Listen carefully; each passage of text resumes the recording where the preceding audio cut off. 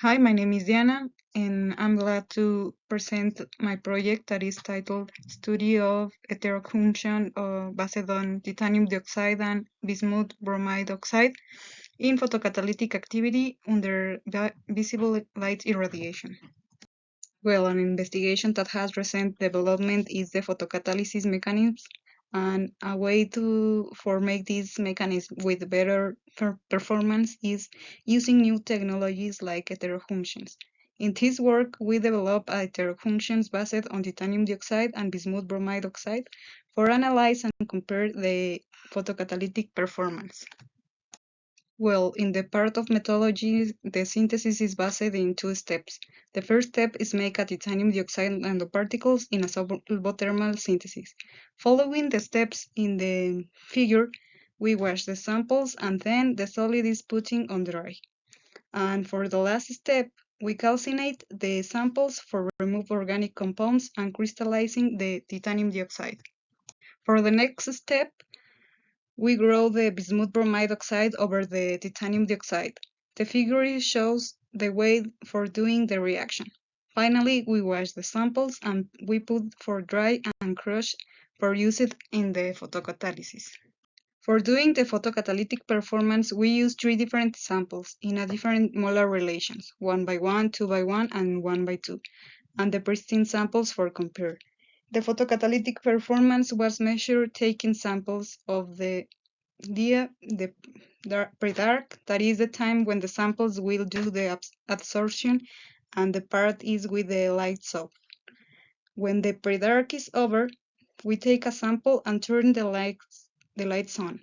Then we take the samples in 5, 10, 15, 20, 30, 40, 15, 16, 19, 120, and 150 minutes. Then we measure and analyze the absorption spectra.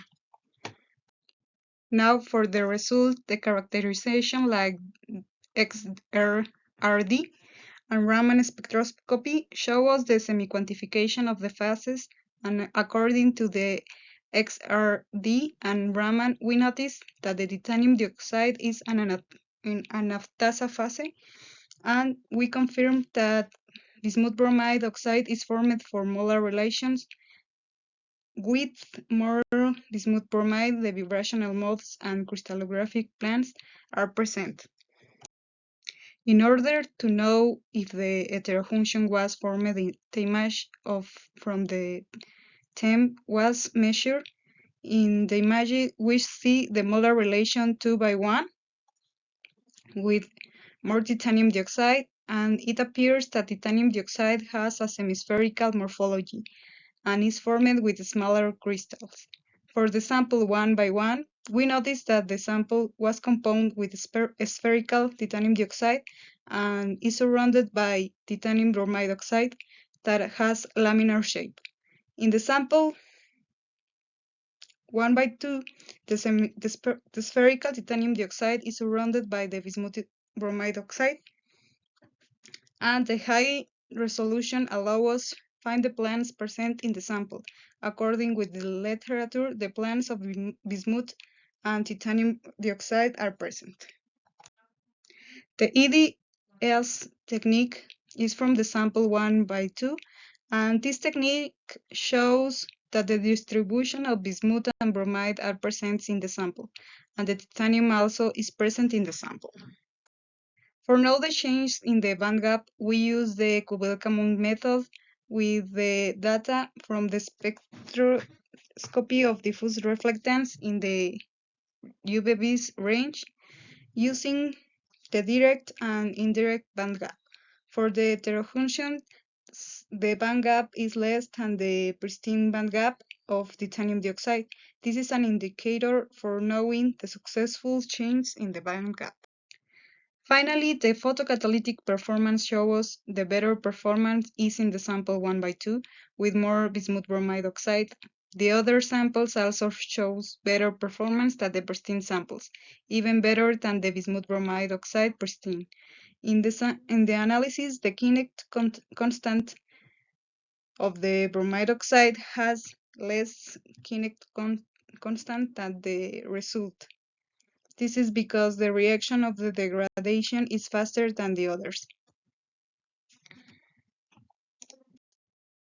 If we see the absorbance spectra, we notice that the great job is because the absorption of the material is bigger, but the photocatalytic performance also is great, because the signal of the rhodamin B disappears. Well, the conclusions are we develop a heterojunction based on titanium dioxide and bismuth bromide oxide in different molar relations. And we verified a change in the properties in the different concentrations, although the characterization methods. And the heterojunctions were able to function photocatalytic with visible irradiation on all the samples.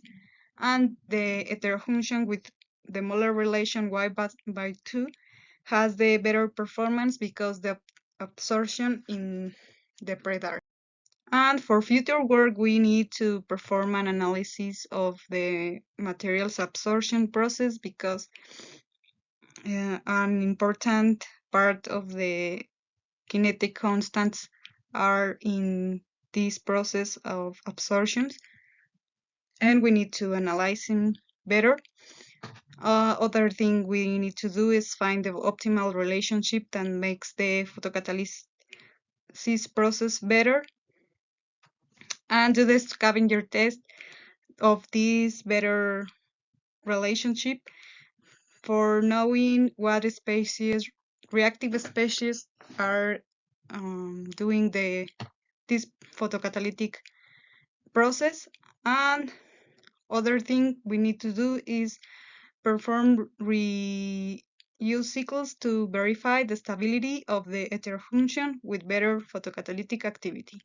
And is all for my part. This is my project, and if you has a question, please put a comment or something.